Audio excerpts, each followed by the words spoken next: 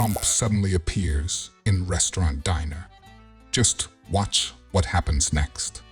The evening crowd at Manny's diner was buzzing with the usual hum of conversation and the clatter of dishes. Tucked on a corner of Elm Street, Manny's was a beloved spot for locals, a place where blue-collared workers, families, and retirees mingled over burgers, shakes, and hearty breakfasts served all day. It was a space where life slowed down and everyone felt at home. At one of the booths, a small group of regulars sat sipping coffee and sharing laughs. Behind the counter, Manny himself, a burly man with a thick mustache, flipped pancakes and chatted with customers. His wife, Rosa, refilled mugs with the same warmth that kept patrons coming back year after year. Everything about the night felt ordinary until the moment it didn't. Just as the diner rush began to wind down, a low hum of murmurs rippled from across the room, growing louder by the second. Heads began turning toward the entrance.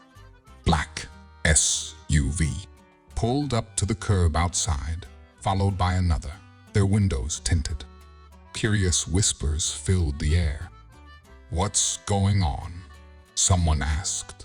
"Secret Service?" Before we continue, make sure to subscribe, hit the like button, and click the notification bell for more amazing stories. Another voice murmured. The diner door swung open, and in walked none other than Donald Trump. He entered with his unmistakable presence, a broad grin on his face, and that signature red tie draped over his crisp white shirt. The room fell into a stunned silence as every head turned toward him.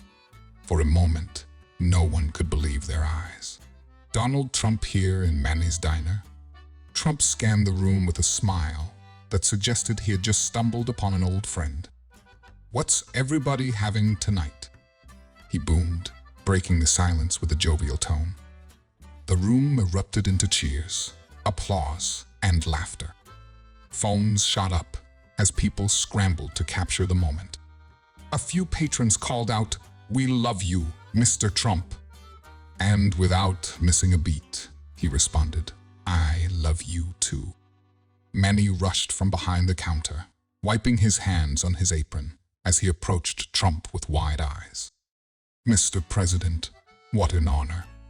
What brings you to our little place?" Trump gave Manny a firm handshake, then clapped him on the shoulder. "Just passing through," he said with a wink. "Heard you've got the best pancakes in town. I had to see for myself."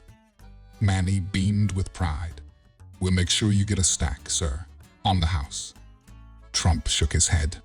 No, Manny, I'm paying." "In fact," he said, raising his voice for everyone to hear, "tonight's meal is on me. Whatever you're having, order up. I've got it covered." The crowd erupted into cheers again. People started clapping, some exchanging excited glances as they realized they'd be treated to a free dinner. Rosa stood behind the counter, her hand over her heart, overwhelmed by the unexpected kindness. Trump walked over to one of the booths, sliding in next to a group of construction workers who were still wide-eyed with disbelief. "Mind if I join you for a minute?" he asked, though he was already seated. The workers burst into laughter, still shocked that Trump was sitting at their table. "Sure thing, mister." "Trump," one of them managed to say. "Never thought we'd be having dinner with you." Trump chuckled. "Well, you never know where I might show up. You guys working on anything big?" They launched into a conversation about the local construction projects, and Trump listened with genuine interest, tossing in a joke here and there that made the whole table roar with laughter.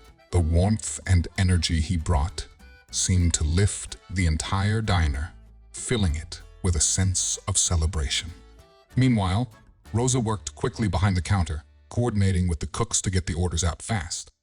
Plates piled high with burgers, pancakes, and fries began flying from the kitchen, much to the delight of the patrons.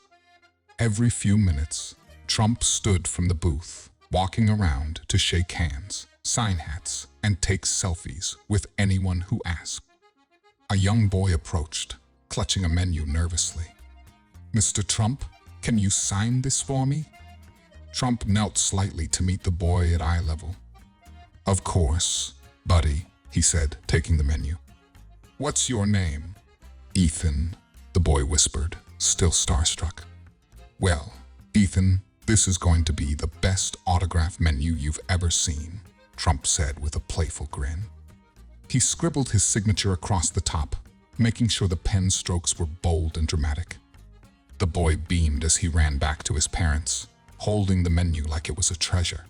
Amid the excitement, a local reporter, who to be dining with her family, pulled out her phone and started recording the scene. "I can't believe this," she whispered to her husband, panning the camera across the room. "This is going to go viral." At another table, an elderly couple who'd been regulars at the diner for decades smiled warmly at Trump as he approached them. "We've never seen anything like this in our lifetime," the woman said softly. Trump gave them a warm smile. "It's a special night, isn't it?" As the night wore on, Trump eventually made his way back to the counter, where Manny and Rosa were waiting with a tall stack of fluffy pancakes, drizzled with syrup and topped with whipped cream. "The best pancakes in town, just like you promised," Manny said proudly, as he set the plate down in front of Trump. Trump grabbed a fork and took a hearty bite. "Tremendous," he declared with a grin, wiping his mouth with a napkin. "I knew I made the right choice coming here." Crowd around him cheered again, and some shouted, "4 more years," which drew more laughter and applause. Trump raised his hand in mock protest. "I'm just here for the pancakes," he joked, sending the room into another fit of laughter. Before leaving, Trump took a moment to speak with Manny and Rosa privately. "You've got something special here," he told them, his tone sincere. "A place like this keeps the spirit of a community alive." Manny, still in disbelief, shook Trump's hand again. "Thank you, sir. We'll never forget this night." Trump gave him a nod and turned to the crowd one last time.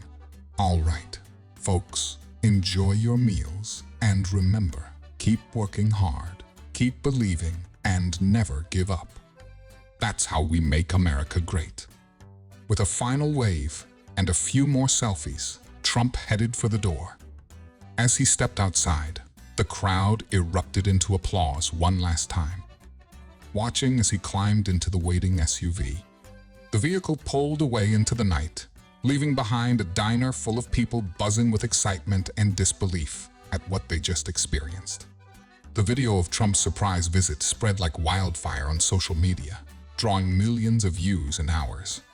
People across the country were captivated by the unexpected encounter with headlines like, "Trump surprises diner, buys everyone dinner, and wins hearts," popping up on news sites.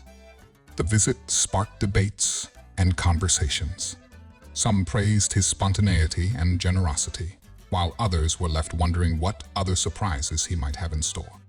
Back at Manny's diner, life slowly returned to normal, though the memories of that night would linger forever. For Manny, Rosa, and everyone who had been there, it wasn't just about the free meal or the excitement of meeting a public figure. It was about the reminder that sometimes, in the most ordinary places, extraordinary things can happen. This story teaches us the power of unexpected moments and how they can shape our perceptions.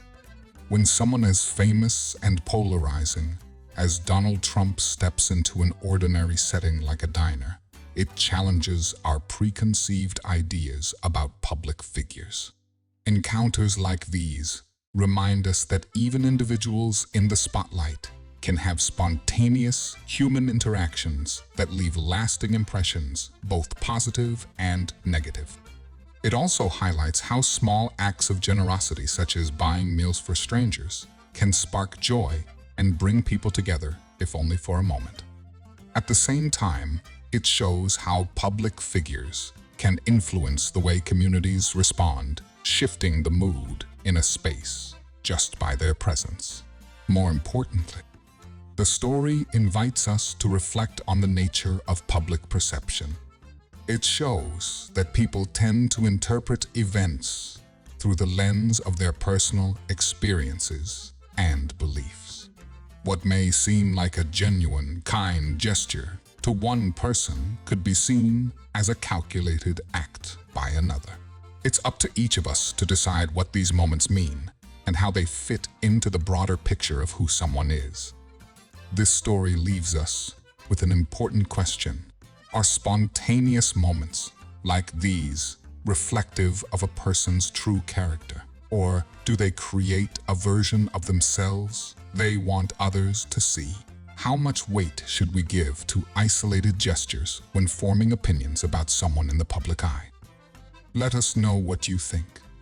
How would you feel if you experienced this moment firsthand?